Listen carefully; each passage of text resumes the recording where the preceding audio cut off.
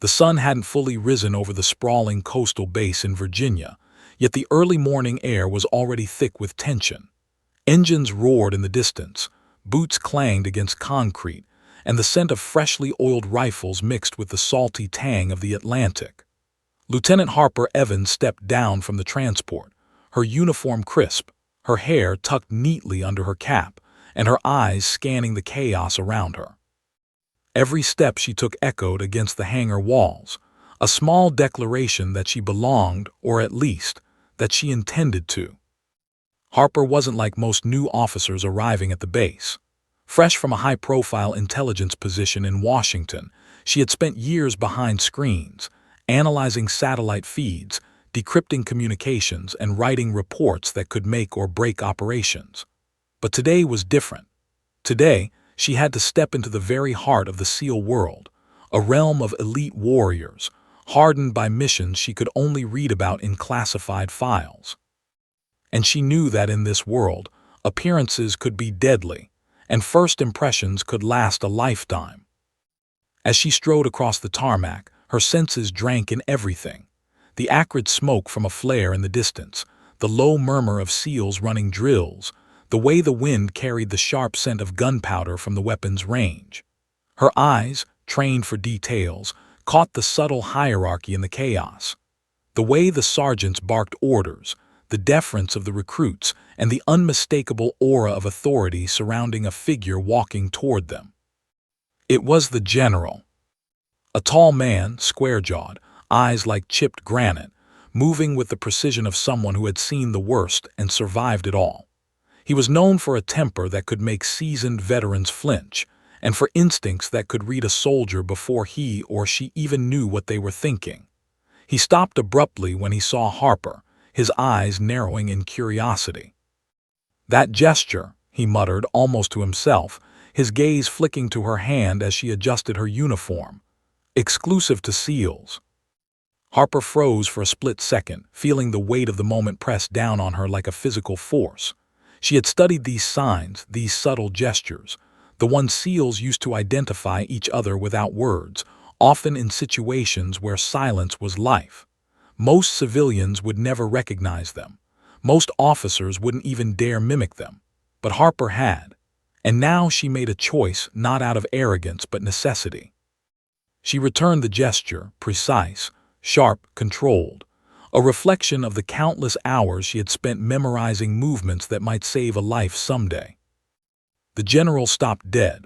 For a heartbeat, the world seemed to shrink around them. Harper felt it, a flicker of surprise, a hesitation she had not expected. His jaw tightened ever so slightly, his eyes narrowing, as if trying to calculate whether this woman before him was friend or threat, novice or prodigy. Around them, the other officers and recruits continued their routines, oblivious to the silent storm brewing in that single exchange. Whispers rippled through the ranks. "Did you see that?" one recruit whispered. She knew the gesture." Another shook his head, disbelief painted across his face. "Nobody outside SEALs does that. Nobody." Harper's pulse remained steady, though a low hum of adrenaline buzzed beneath her skin. She had to play it cool. In this environment, mistakes were not just embarrassing, they could be dangerous. Yet a part of her thrill was undeniable. She had made the general stop, even if only for a fraction of a second, and she had done it without warning, without explanation, without fear. As she walked toward the barracks, the rhythm of the base seemed to change around her. Every shadow, every figure moving in the periphery felt heavier somehow, as if the world was watching her with new eyes. She could feel it in the air: scrutiny, suspicion, and perhaps a grudging respect that she had yet to earn. In the barracks, the atmosphere was electric. Recruits were hustling to their assignments, sergeants barking orders, and the clatter of metal against metal filled the air. Harper kept her stride purposeful, ignoring the stares, feeling the heat of curiosity prickling the back of her neck. She unpacked her gear efficiently, double-checking everything, not because she was meticulous, but because in this place, even the smallest oversight could be fatal. A fellow recruit, a young man with an easy grin, leaned against the bunk next to hers. "So, you're the one who made the general freeze this morning," he asked, disbelief in his voice. Harper didn't answer immediately. Instead, she zipped up her duffel, her eyes meeting his with calm intensity. "I'm here to do a job," she said evenly, "not to impress anyone." But the words rang hollow even to her ears. She knew that impressing the right people here was half the battle. Survival, influence, respect, all of it hinged on perception. And that fleeting exchange on the tarmac had already set a few things in motion she could not yet see. Later, during the briefing, the general appeared at the front of the room. His presence alone seemed to bend the light, casting long shadows across the walls. Harper took a seat in the back, alert but unobtrusive. The general's voice cut through the hum of conversation like a blade. "Discipline," he said, eyes scanning the room, "is earned in silence and action. Any deviation from that is noticed and corrected." His gaze lingered just a moment longer on Harper than on the others, and she felt that familiar pulse of tension squeeze her chest. As the briefing ended and the recruits filed out, Harper lingered at the edge of the room. She caught a glimpse of the general again, who was now talking quietly to a uniformed officer. Their heads bent close together, voices low, but Harper noticed the subtle tension in his shoulders, the way his hands moved, almost twitching, restrained, like he was recalling a memory he hadn't expected to surface. Something had changed. Something subtle, unspoken, had shifted in the air around her. She didn't know what it was yet, but instinct told her that her arrival had already set a chain reaction into motion, and if she wasn't careful, she might not be able to control where it led. As night fell over the base, Harper stood outside her barracks window, staring at the distant lights of the training fields. The wind carried a faint metallic scent, the echoes of drills and the quiet hum of engines that never seemed to sleep. Somewhere out there, the general was still thinking about the gesture, and Harper had no doubt that moment on the tarmac was just the beginning. Suspense hook. Harper's phone buzzed with a message she hadn't expected, encrypted, untraceable. She opened it, and the words on the screen made her stomach drop. "We saw what you did today. That gesture is not yours to return. Be careful who's watching." Her fingers trembled slightly as she pocketed the phone. She wasn't sure who had sent it, but one thing was clear. The base was more dangerous than she had imagined, and the first real test of her skills had only just begun. The first hours of daylight at the base were deceptively calm. Sunlight poured over the concrete, casting sharp shadows along the barracks walls and metal walkways. Yet Harper could feel the undercurrent of tension everywhere, like electricity before a storm. The encrypted message from the night before lingered in her mind, a silent reminder that she had already attracted attention. Her first assignment was straightforward, almost mundane: organize intelligence reports, monitor communications, and support operations planning for upcoming SEAL training exercises. On paper, it was administrative work. In reality, it was a minefield. Every click, every note, every glance could be scrutinized, misinterpreted, or weaponized by someone testing her limits. Harper was determined to walk it carefully, yet deliberately, aware that every action left a trail. The SEALs themselves were a different challenge entirely. Veteran operators moved through the base with the confidence of predators in their territory. Their eyes were sharp, reading the slightest hesitation, the smallest misstep. Most ignored her entirely, assuming a desk-bound officer would never belong in their world. But Harper had learned quickly: underestimating her was the first mistake they could make. Lieutenant Cruz, a lean, scarred operator with eyes like polished steel, was the first to confront her. Harper noticed him leaning against the doorway as she sorted through reports in the operations center. "You don't belong here," he said, voice low, almost a growl. "Nobody outside the teams knows that gesture, nobody outside the SEALs, yet you did it." Harper looked up calmly, her expression unreadable. She didn't flinch, didn't smile. She simply met his gaze evenly, letting him measure her resolve. "Maybe I do," she replied evenly, her tone carrying the authority of someone who had spent years commanding classified operations behind the scenes. Cruz's eyes narrowed. A flicker of surprise crossed his face, quickly masked by skepticism. He leaned in closer, lowering his voice further. "Be careful. That wasn't just a greeting. That was a signal. Only those we trust, only those who have earned it, can make it without consequence." Harper inclined her head slightly, acknowledging the warning. "I understand," she said, but in truth she understood more than he imagined. That gesture wasn't just symbolic. It carried operational weight, a signal of identity, trust, and readiness. Returning it correctly had required more than memorization. It had required instinct, timing, and a precision honed over years of observation. The rest of the morning passed in a blur of activity. Harper coordinated communications between the field and operations center, marking locations of training exercises, monitoring movement logs, and flagging anomalies. She caught discrepancies in timing sequences that even the veteran operators overlooked, small errors that could compromise safety during live simulations. Her competence didn't go unnoticed. Cruz kept glancing toward her station, skeptical but intrigued. Other officers whispered quietly, trying to discern who she really was and what her motives might be. Some speculated that she had previous field experience. Others whispered darker possibilities, covert assignments, intelligence ties, or even undisclosed military history. By midday, Harper had gained a fleeting moment of quiet, enough to reflect. Her mind drifted back to the encrypted message. Who had sent it? Was it a warning from someone on her side? Or was it a trap from someone seeking to expose her? The ambiguity gnawed at her, a constant low hum of tension that refused to dissipate.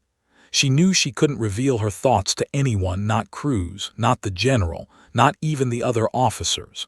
Trust was a luxury she could not afford. That afternoon, Harper's instincts were tested in a way she hadn't anticipated. She was monitoring live feeds of a training exercise involving the SEALs simulating a hostage rescue. Nightfall would bring a full-scale operation, with dense forest navigation, limited light, and simulated enemy combatants. Harper's role was ostensibly passive: watch, record, and report.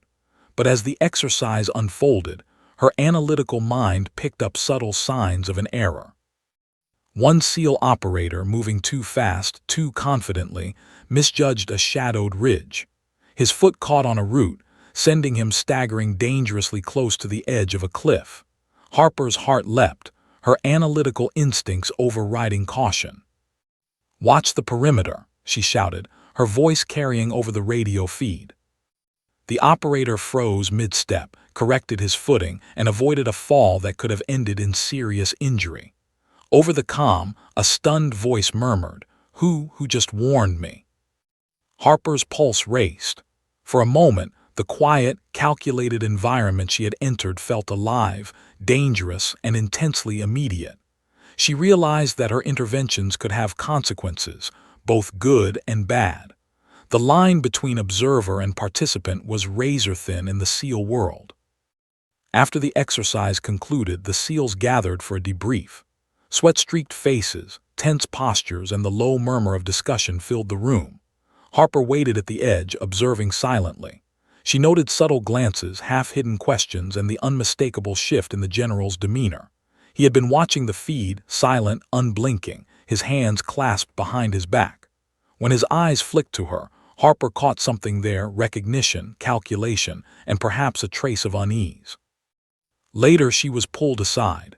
The general's office was a fortress of authority: steel-reinforced doors, walls lined with maps, tactical displays, and plaques commemorating operations she could barely begin to imagine. He didn't sit.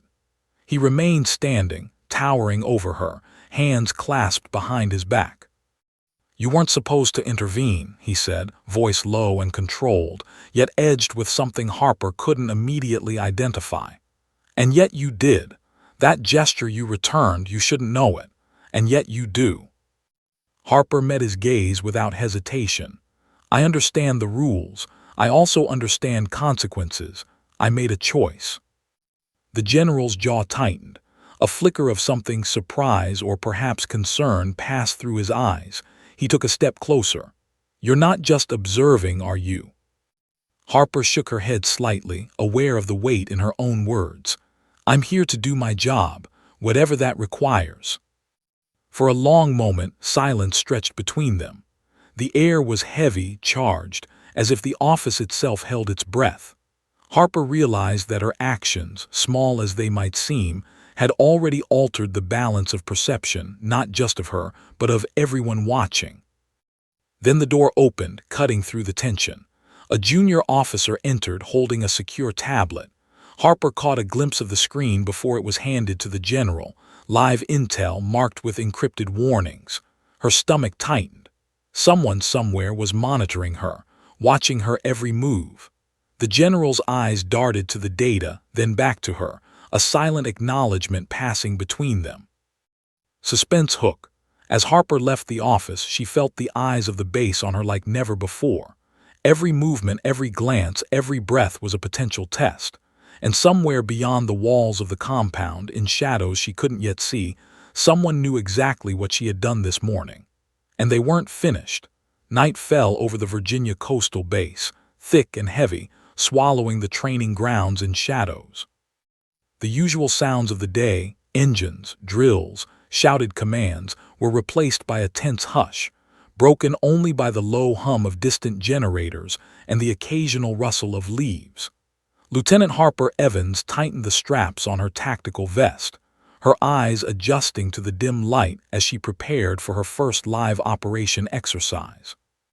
The SEALs moved with fluid precision, shadows slipping through the tree lines, boots barely whispering against the earth. Their mission: a simulated hostage rescue in a dense, unfamiliar forest. Harper's role, nominally observational, was to monitor communications, track movement, and flag anomalies. But she had learned quickly that in this environment, nothing was as it seemed. Observation could be as dangerous as action, and sometimes more revealing. From her perch near a ridge, Harper watched the team advance, every operator a study in controlled chaos. The general stood nearby, arms crossed, scanning every move. Harper noted the way he tilted his head slightly when she entered the observation post, a subtle acknowledgement of her presence but not an approval. His gaze was intense, unreadable, as if weighing her every reaction against some internal benchmark. As the exercise began, Harper's eyes immediately picked up irregularities. One of the operators, moving too quickly through the brush, stumbled over a root and nearly fell into a ravine. Harper's pulse quickened, her analytical instincts kicking in. She keyed the radio and spoke with calm authority. "Operator 3, adjust your left flank. Step back 3 meters. Watch your footing." Over the comm, the operator froze for a fraction of a second, then corrected his path. Harper felt a jolt of both relief and alarm. The SEALs rarely allowed outsiders to intervene, and yet she had saved a life, however simulated. Nearby, Lieutenant Cruz's eyes were on her. Harper noticed the subtle shift in his posture, a mixture of disbelief and grudging respect. A few other operators glanced toward her station, whispers cut short as they registered her intervention. Harper understood the delicate balance she had just disturbed. She was no longer just the observer. She had become an actor in the mission. As the team pushed deeper into the forest, Harper's attention was drawn to a movement at the periphery. A shadow flitted between trees, too calculated to be part of the exercise. Harper's pulse spiked. She squinted into the darkness, trying to discern friend from potential threat. The figure moved deliberately, silent, watching them, and then vanished before she could focus. Her mind raced. Was it a saboteur planted to test the SEALs, a training facilitator in disguise, or something more dangerous? The base had already made it clear that someone was watching her. Was this part of the same surveillance? The exercise escalated. The team approached the hostage, a mannequin rigged with sensors to simulate injuries if mishandled.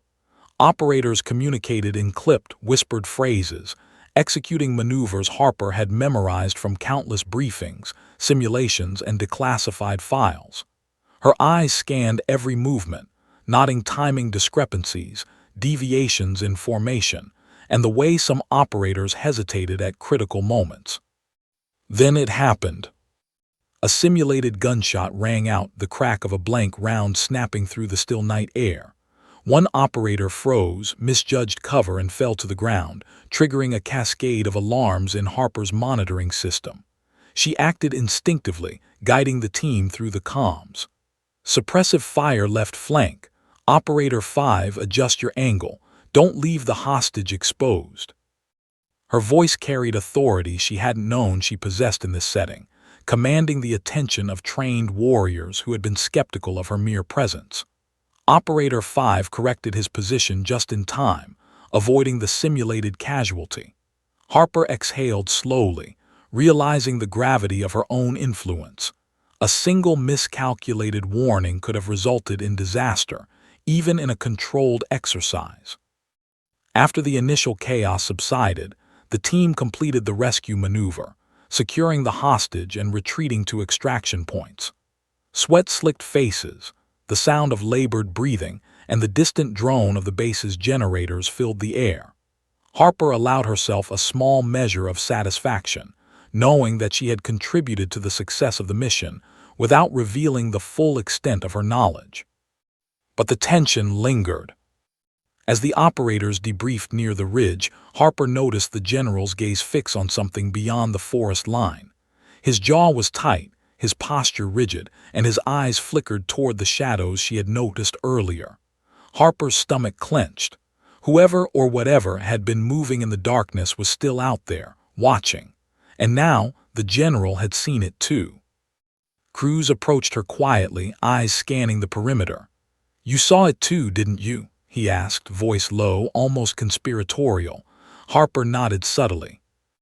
"Yes, someone's watching," she said, "and they're not part of the exercise." Cruz's expression hardened. "If that's true, it's a serious breach, and they're not just testing the team, they're testing you." Harper's pulse quickened. Her first day of observation had escalated into a live test of her instincts, skills, and judgment. And now, the stakes were higher than she could have imagined. She understood with chilling clarity that the base, the general, the SEALs, and even her fellow officers were part of a web she was only beginning to untangle. Later, back at the operations center, Harper analyzed the night's data, cross-referencing movement patterns, radio chatter, and environmental scans. The shadow she had observed left no trace on standard sensors, but subtle anomalies in motion detection confirmed her suspicions.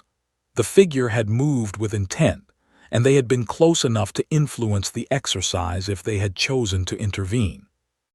The general entered the operations center without knocking, his presence filling the room with an almost tangible weight. He stopped, eyes narrowing as he scanned Harper's screens. "You intervened," he said, voice quiet but sharp, "when you should have only observed." Harper met his gaze evenly. "The operator was in danger. I couldn't ignore it." He studied her for a long moment, then let out a low, almost imperceptible sigh. "You're not supposed to know that gesture, and yet you acted with precision. There's a fine line between initiative and recklessness. You've walked it tonight." Harper realized the meaning behind his words. Her abilities had been noticed, evaluated, and recorded. The general wasn't just observing her performance, he was weighing it against standards few ever met. Suspense hook. Just as the tension in the room seemed to dissipate, Harper's peripheral vision caught movement near the edge of the operations center. The same shadow from the forest loomed for just a moment in the doorway, then vanished. Harper's stomach tightened. Whoever it was, they had followed her. And now the exercise, the entire base, was no longer just a test. It was a stage, and she had an uninvited observer. Harper's fingers hovered over the keyboard, her mind racing. She could alert security, confront the shadow, or try to trace it herself. But each option carried risks she hadn't yet calculated. The night air pressed against the windows, thick with tension, and the distant sound of waves crashing against the cliffs reminded her that danger was never far from this place. She felt the weight of the encrypted message from the previous day settle over her again. "We saw what you did today. That gesture is not yours to return. Be careful who's watching." Harper knew then that the base, the SEALs, and even the general were only pieces of a much larger puzzle. The question was, who else was out there? And what would they do when they realized she had seen them? She clenched her fists, feeling a surge of determination. The first test had been survived, but the real challenges, the ones that could cost lives, expose secrets, or reveal truths she wasn't ready to face, were only beginning. The next morning, the base seemed eerily calm, as if the night had been nothing more than a rehearsal for tension.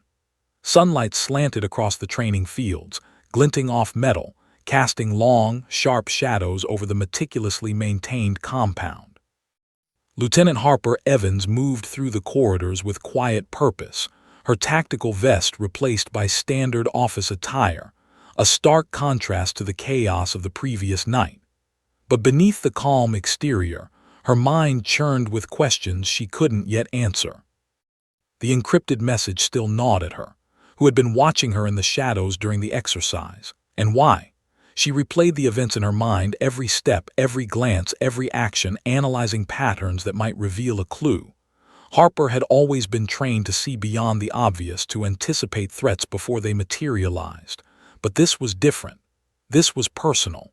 Someone had singled her out, observed her moves, and now they were waiting.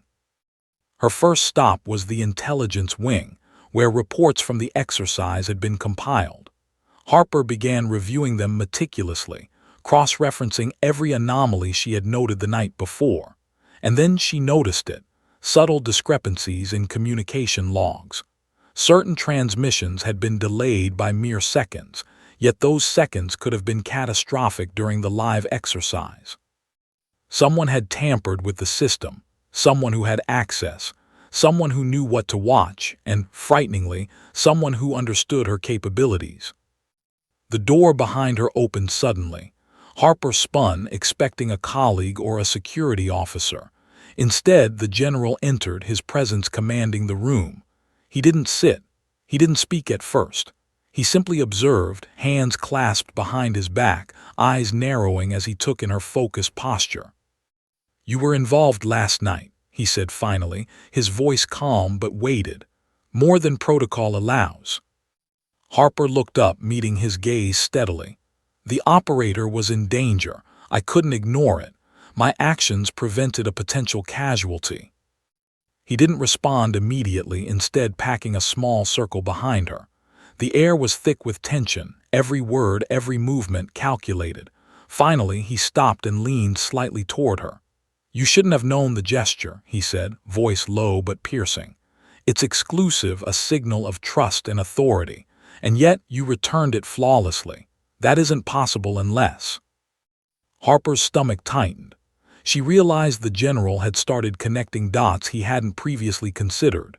His eyes, sharp and unrelenting, searched her face for answers. "Unless what?" she asked, her voice steady but measured.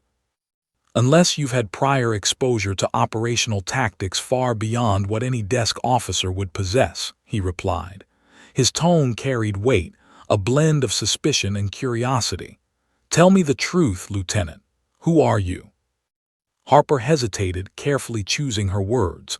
She couldn't reveal everything, not yet, but a partial truth might buy her trust, or at least buy her time. "I have experience with intelligence operations," she said cautiously. "Analysis, strategy, observation, but no field experience in combat units. I learned the gesture from historical records, training manuals, and observation." The general's eyes flickered, a brief shadow crossing his features. He seemed to weigh her statement against something unseen. Then he leaned back, crossing his arms. "You've studied us, but someone is testing you now, and they're doing so with knowledge that only a handful of people possess. That makes you both valuable and vulnerable." Harper felt a chill. The general's words confirmed her worst fear. The shadow in the forest hadn't been a random observer. It had been intentional, targeted, and strategic. Whoever it was, they understood the protocols, the signals, and most importantly, her potential. Before she could respond, a junior officer entered, holding a secure tablet. The screen displayed live intel feeds, the same ones Harper had monitored the night before. But now anomalies were highlighted in red. Harper leaned closer. Someone had accessed the files, manipulated timestamps, and subtly altered reports. The work was precise, calculated, almost surgical. Her pulse quickened. "The shadow is still active," she murmured. The general's expression hardened. "Yes, and whoever it is, they're testing your responses, your instincts, and perhaps your loyalty, but there's something else you need to understand." He paused, letting the weight of his words settle.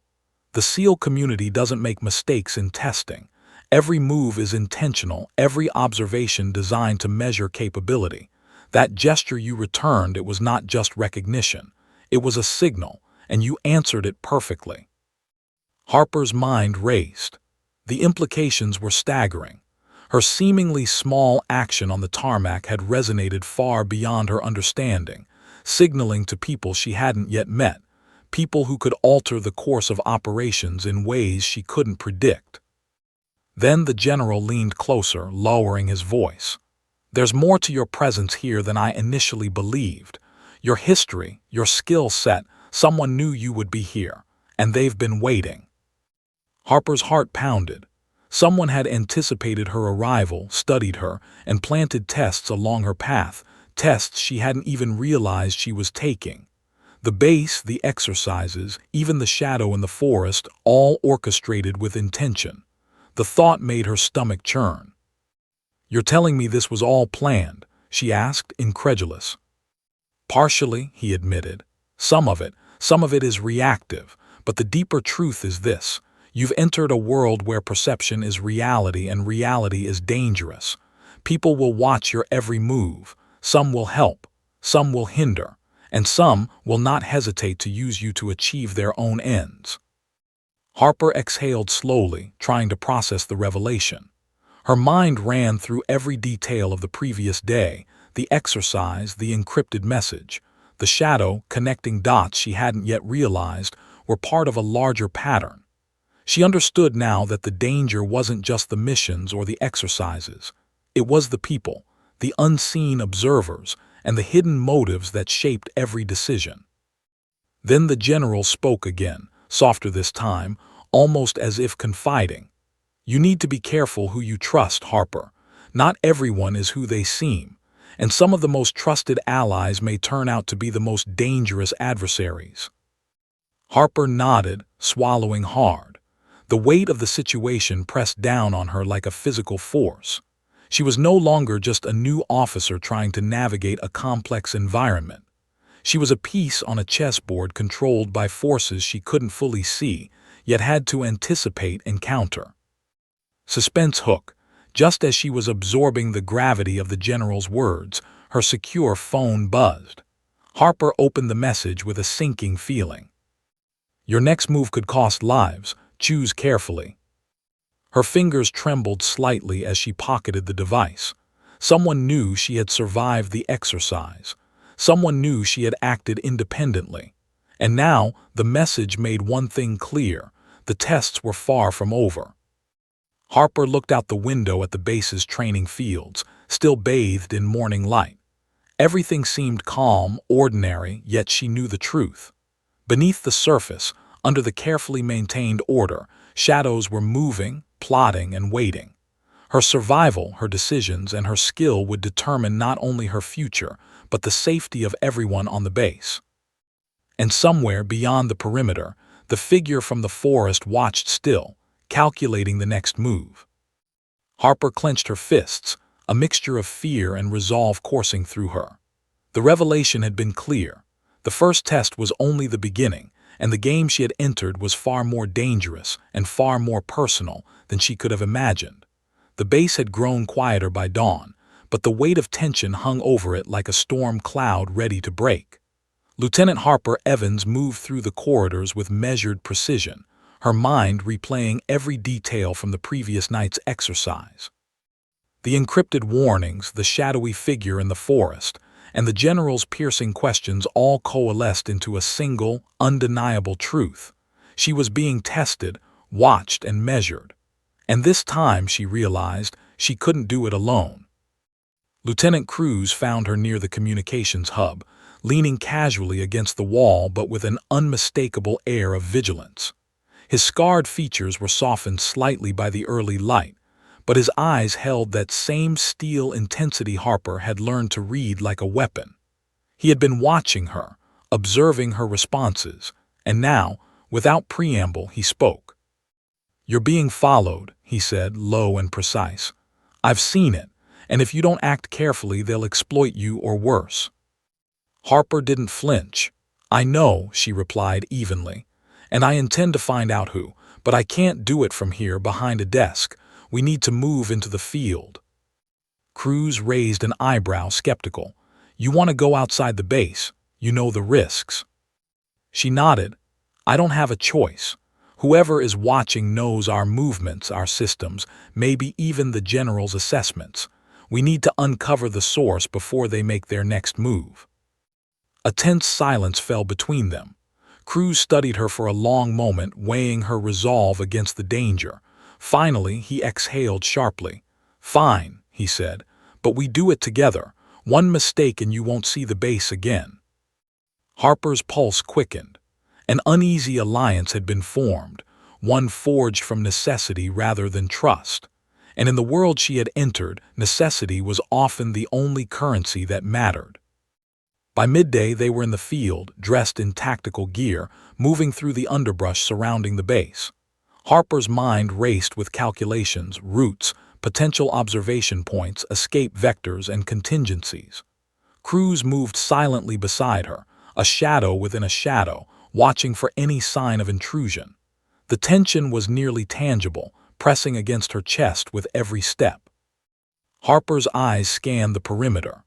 The same pattern she had noted the night before: slight disturbances in undergrowth, subtle breaks in radio chatter, anomalies in sensor feeds, were still present. Someone was deliberately leaving traces, almost taunting her, guiding her toward a path she hadn't chosen. "You see it too, right?" she whispered, crouching behind a cluster of bushes. Cruz nodded, eyes narrowing. "Someone wants us to find this, or they want to see if we can." They continued deeper into the tree line, moving silently, relying on instincts Harper had honed in years of intelligence work. Every step was deliberate, every breath measured. The forest was alive with noise, distant birds, the rustle of leaves, and somewhere far off, the hum of a generator. Yet in the near distance, Harper spotted movement again. A figure flitted between trees, precise and deliberate, almost spectral. Harper's heart raced. She raised her hand in the gesture she had first returned to the general, a silent signal to Cruz that she was ready. He mirrored it subtly, and together they advanced, careful not to alert the shadow. The figure led them toward a section of the forest they hadn't mapped in training exercises. Harper noted the patterns of movement, the faint tracks, and the subtle disturbances in the foliage. Whoever had been here before had been methodical, leaving just enough evidence to guide the unknowing, but not enough to reveal themselves. Finally, they reached a restricted archive, a concealed facility used for classified operational planning and training oversight. Harper's breath caught. Access was normally limited to high-ranking officers and SEAL operatives with clearance levels far above hers. Yet here it was, unlocked, as if inviting her in. "This doesn't make sense," Cruz murmured, scanning the exterior. "Someone wants us inside." Harper's eyes narrowed. "Exactly, and I intend to find out why." They entered cautiously, navigating through dimly lit corridors, the faint hum of electronics filling the air. Harper moved to a secure terminal, her fingers flying over the keyboard as she decrypted access logs, monitored incoming feeds, and cross-referenced personnel movements. Then she saw it, a pattern. The same gesture she had returned to the general wasn't just a symbol. It was embedded in operational protocols, a silent key to classified procedures and restricted access zones. The shadow hadn't just been observing, they had been testing her knowledge, her instincts, and her ability to recognize the signal's hidden function. Cruz leaned over her shoulder. "You're saying it's a backdoor in the security system?" Harper nodded slowly. "Exactly, and someone knew I would recognize it. That means the shadow knows us intimately. They've studied us. And now they're using the gesture to lead us to something or to trap us. As Harper traced the anomalies, the lights flickered. A faint hum shifted to a low, metallic vibration, and a figure emerged from the shadows of the archive, a woman, moving with the poise and confidence of a trained SEAL operative. Her uniform bore insignia Harper didn't recognize, yet her posture was undeniably authoritative. "That gesture isn't just exclusive," the woman said coldly, voice echoing slightly in the confined space. "It's sacred. Only those who have earned trust can return it. And you've done more than return it. You've answered it perfectly." Harper felt a chill. This was no ordinary operative. This was someone who had seen the gesture hundreds of times in real operations, someone who knew exactly what it represented. Yet here she was, judging Harper, testing her in ways Harper hadn't anticipated. I know its history, its purpose," Harper said, steady despite the adrenaline racing through her veins. "I studied it. I understand the responsibility." The operative's eyes narrowed, scanning Harper with a mix of disbelief and recognition. "You're the one." Her voice was barely a whisper, but the weight behind it carried a centuries-old legacy of trust, skill, and survival. Before Harper could respond, the lights flickered again. The terminal's alarms blared. Someone had breached the perimeter. Not part of a test this time. Real danger. The hum of the electronics escalated into a deafening warning. Harper's mind raced. Cruz drew his weapon instinctively, positioning himself between Harper and the unknown operative. "What's happening?" he demanded. Harper's eyes darted across the room. "We're being tested, but now it's real. Someone has breached the base perimeter, and they're moving fast." The operative's face hardened. "Then there's no time for introductions. We move now." Harper realized in that instant that the rules had changed. She wasn't just being tested anymore. She was part of a live operation. The shadows in the forest, the encrypted warnings, and the careful trails had all led to this moment. A confrontation that could determine who survived, who trusted whom, and what secrets would remain buried. Suspense hook. As the three of them stepped into the corridor, Harper caught movement in the security monitors. A figure from her past, someone she never expected on U.S. soil, was advancing toward the base, and their intent was unmistakable, lethal, precise, and personal. Harper's pulse surged. The alliance she had formed with Cruz and the operative was fragile, uncertain, yet it was the only chance she had to navigate the danger ahead. The first real confrontation was coming, and Harper knew that failure was not an option. The corridor was narrow, lit by harsh fluorescent lights that flickered intermittently, casting the trio's shadows long and fractured against the steel walls. Harper moved carefully, each step measured, her senses straining for the slightest sound. Cruz stayed close, weapon raised, muscles tense like coiled springs. Behind them, the shadowy operative, silent, precise, and unmistakably lethal, moved with an ease that made Harper's skin prickle. "This isn't a training exercise anymore," the operative whispered, voice calm but edged with steel. "Someone has crossed lines that should never have been crossed. You've been tested, watched, and evaluated, and now it's a live confrontation. Be ready." Harper swallowed hard, her mind running through scenarios. The encrypted messages, the shadow in the forest, the strange recognition from the general, everything had been a precursor to this moment. She understood now that the danger was not just theoretical. It was here. It was real. The first sign came as a faint metallic click, almost inaudible over the low hum of the base's electronics. Harper froze, raising a hand in silent signal to Cruz. He followed instantly, crouching, scanning the corridor with hawk-like precision. The operative stopped, motionless, eyes fixed ahead. Harper felt the tension coil around her chest like iron bands.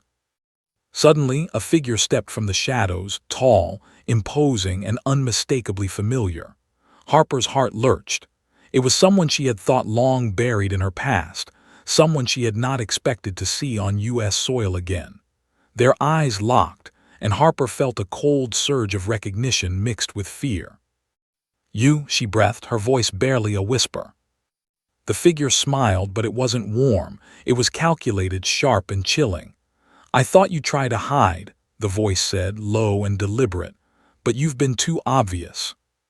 Cruz stepped forward instinctively. "Step back, who are you?" The figure's smile widened slightly. "Someone who's been waiting a long time for this moment." Harper's mind raced. Every instinct screamed danger. Every sense screamed that this was more than just a confrontation. It was a reckoning. She motioned subtly to the operative, who nodded, acknowledging Harper's unspoken plan. Divide attention, control movement, neutralize threats.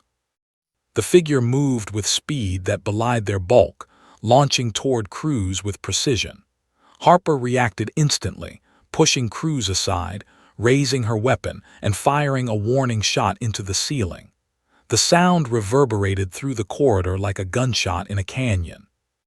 "Stay down," Harper shouted. "Now." The figure dodged with uncanny agility, circling them, assessing weaknesses, reading reactions. Harper's pulse raced, adrenaline surging, but her mind remained sharp, calculating angles, distances, escape routes. The operative moved silently to flank the figure, cutting off potential retreat paths, while Cruz recovered and positioned himself behind Harper, weapon raised. "You shouldn't be here," Harper said, her voice steady despite the pounding of her heart. "You don't belong on this base." "Oh, but I do," the figure replied smoothly, circling closer. "And I've been waiting for someone like you to show up. Someone who knows too much, someone who's too clever." Harper's eyes flicked to the operative. "What do you know about them?" The operative's eyes narrowed. "Enough. They've infiltrated systems, manipulated exercises, and tested you because they know you can handle it.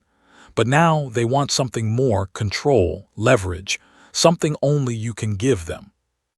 The weight of that statement hit Harper hard. She realized the confrontation wasn't just personal, it was strategic. This person had studied her, anticipated her, and understood the power of her knowledge. And now they were forcing her to act under extreme pressure. Harper shifted subtly, creating space, her mind calculating the sequence of moves. She noticed the figure's subtle tells: a twitch in the shoulder, a shift in weight, the momentary glance to the side. Each was a vulnerability, and she recognized the pattern. They had trained in similar tactics, perhaps even with the same protocols she had studied. "You've trained well," the figure said, almost approvingly, "but training only takes you so far." Harper didn't respond. Instead, she signaled to the operative. With a sudden, coordinated move, they advanced on the intruder, closing the distance from multiple angles. Harper kept her weapon steady, tracking every movement, ready to act the instant an opening appeared. The figure reacted instantly, spinning away from the operative's flank, aiming a strike at Harper. She sidestepped with a practiced ease, her hand gripping the weapon with unyielding control. The metallic click of the operative's suppressed weapon followed, forcing the figure to adjust mid-movement. "You're strong," the intruder said, voice cold, "but strength alone won't save you." Harper's mind raced. Strength alone never did. Awareness, anticipation, and precision were the true weapons. She pivoted, using the figure's momentum against them, forcing a misstep that allowed Cruz to intervene. The balance of power shifted for the first time, and Harper felt a flicker of hope. But the figure was relentless.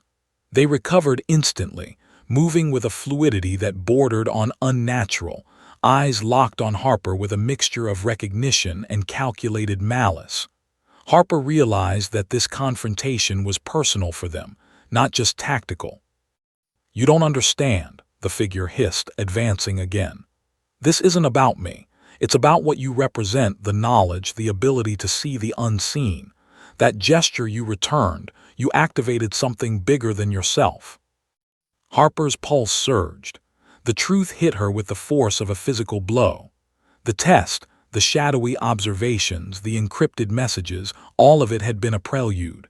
Her actions, seemingly small, had triggered a chain of events that no one could control. The operative stepped closer, silent and poised, creating a wall between Harper and the intruder. "They're dangerous," the operative whispered, "but you've got the skills to counter. Trust your instincts." Harper nodded, focusing.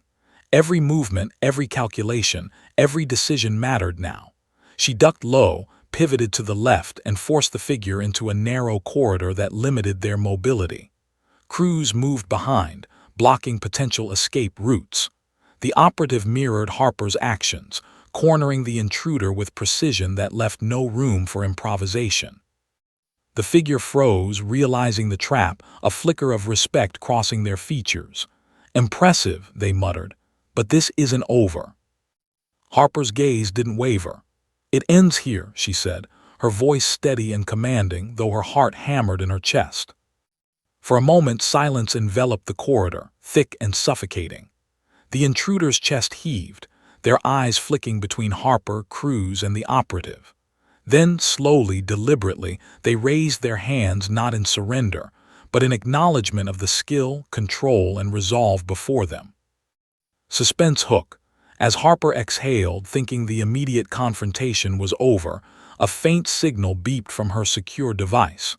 Another encrypted message, appearing without warning. "Phase 2 begins at dawn. Be ready." Her stomach dropped. The intruder was only the beginning. The real game, the dangerous, personal, and unpredictable challenge, was far from over. And Harper knew that the choices she made from this moment on would determine not only her survival, but the fate of everyone on the base. The first rays of dawn painted the base in muted gold and silver, glinting off metal walkways and casting long, distorted shadows over the compound. Lieutenant Harper Evans stood at the edge of the operations room, her eyes scanning the early morning horizon. The encrypted message from the previous night burned in her mind. "Phase 2 begins at dawn. Be ready." She wasn't sure what to expect, but instinct told her it would be more dangerous than anything she had faced before. The intruder from the forest, someone from her past, had been only the opening act. Phase 2, she realized, was a live, orchestrated mission where failure carried consequences far beyond training simulations. Cruz and the shadowy operative joined her at the operations table. The operative, whose name Harper still didn't know, studied the incoming intel with unflinching focus. Cruz, ever cautious, glanced at Harper, tension written in every line of his face. "You ready for this?" he asked, voice low. Harper nodded. "I don't have a choice. We either intercept them now or we give them the advantage, and I don't intend to let that happen." The operative leaned in, tracing patterns on a digital map of the base and surrounding terrain. "Phase 2 isn't just an attack," they said. "It's a test of your leadership, your instincts, and your ability to control chaos. Whoever orchestrated this knows your every move, Harper. You'll need to anticipate them before they act." Harper's stomach tightened.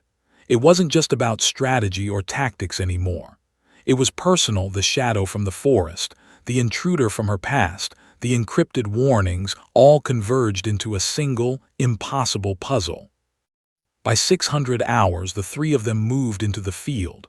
Harper's mind was laser-focused, every step deliberate. The mission required stealth, coordination, and rapid decision-making. Every operator in the base was either a participant, a potential ally, or a threat. Harper couldn't distinguish friend from foe, not yet. The forest perimeter surrounding the base loomed ahead, thick and foreboding. Harper signaled to Cruz and the operative, and together they slipped into the shadows, moving with calculated precision. The operative led, a silent shadow of lethal skill, while Harper followed closely, mapping possible escape routes, choke points, and vantage positions. It wasn't long before they spotted the first signs of Phase 2. Movement among the tree line, subtle, calculated, deliberate, indicated multiple intruders, coordinating their approach with military precision. Harper recognized tactics she had studied in simulations. flanking maneuvers, suppressive positioning, and diversionary movements. "They're organized," she whispered, "and they've studied us." Cruz's jaw tightened. "Not just studied. They know our routines, our weaknesses, and now they're exploiting them." The operative's eyes narrowed. "The key is to control the center, force them into predictable patterns, then isolate threats individually." Harper nodded, formulating a plan on the fly. She had never commanded live field operations before, but training, instinct, and the lessons from the previous confrontation guided her. "We split. I take the left flank with the operative. Cruz, you cover the right. Signal if you engage." The three of them moved like shadows, silent and deadly. Harper's heart raced, adrenaline sharpening her senses. Every sound, every rustle of leaves, every shift in the wind carried potential danger. The intruders advanced with meticulous timing, unaware that Harper had already predicted their approach vectors.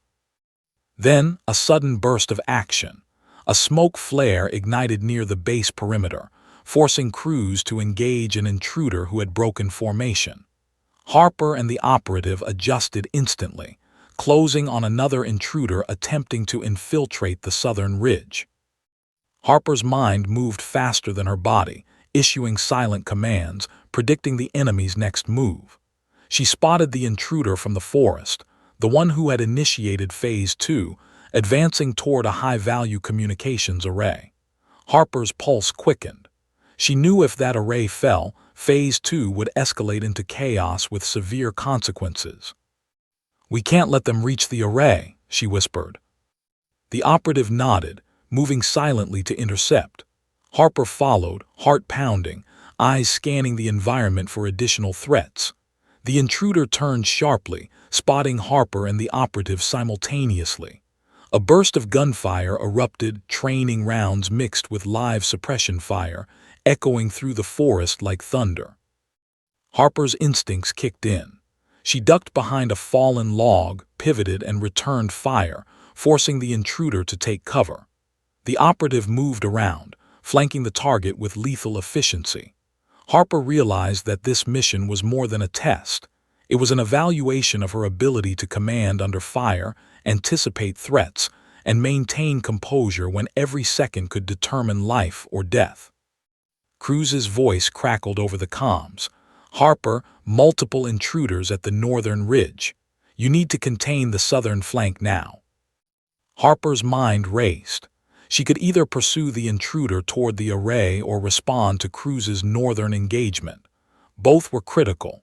Her fingers tightened on the weapon. Then she remembered the lessons from the previous night's confrontation.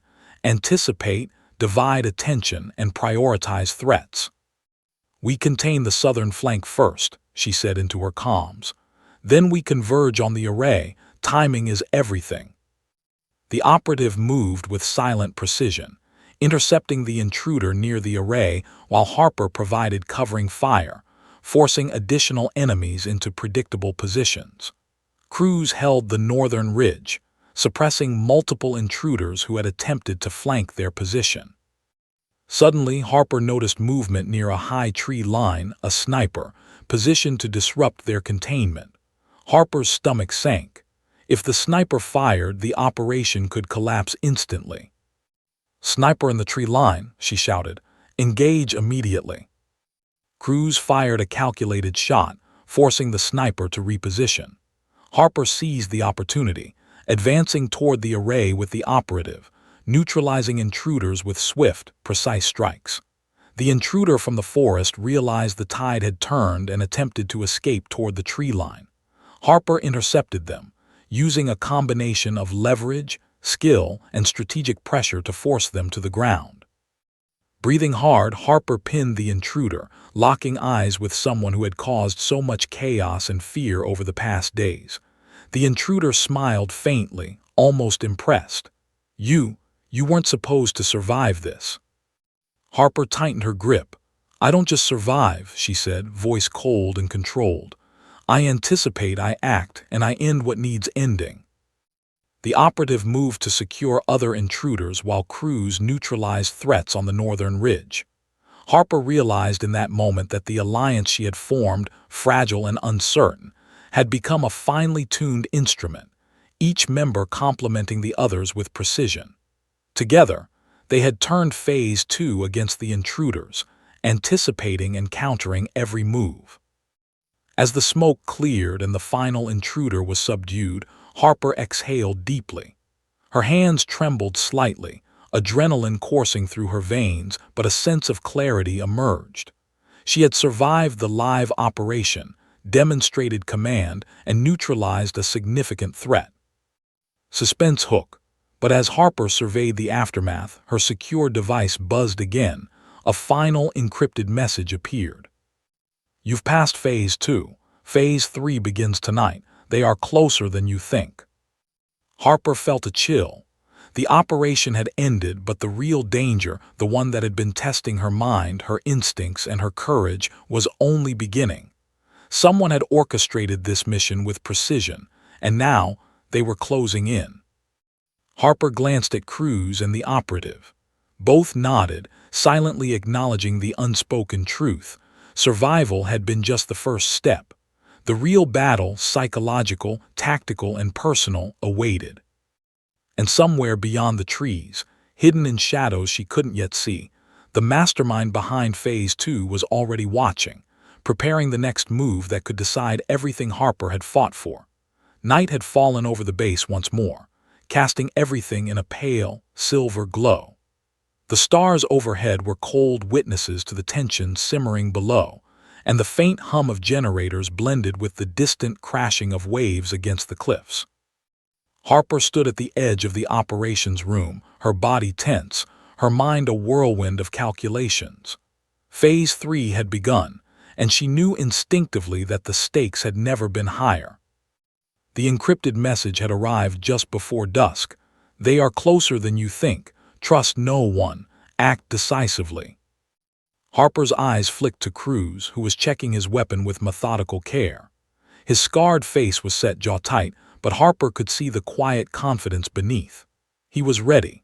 And behind them the shadowy operative, the one whose name she still did not know but whose skill and precision had become indispensable, moved silently, scanning every corridor, every shadow, every potential threat.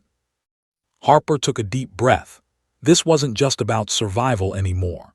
Phase 3 was the culmination of everything: the tests, the shadows, the intruder from her past, and the chain of events that had begun the moment she returned the seal gesture. This mission would determine not only her fate but the fate of everyone on the base.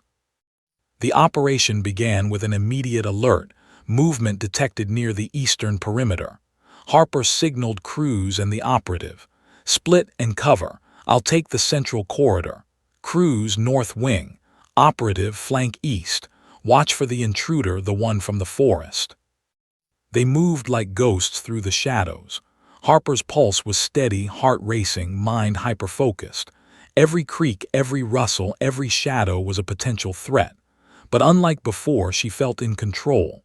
She understood the patterns, the motives, the traps. She had learned, adapted, and anticipated. Suddenly, the first wave struck. A group of intruders, masked, coordinated, and lethal, moved toward the central command hub. Harper fired quickly, suppressing their advance and forcing them into predictable positions. Her voice cut through the night, precise and commanding.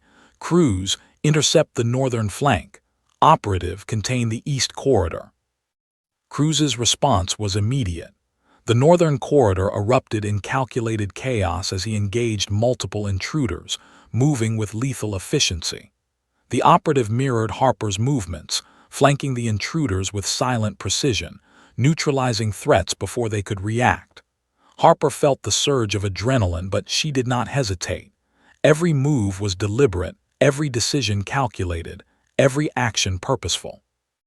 And then she saw him, the intruder from the forest, the architect of Phase 2, emerging from the shadows.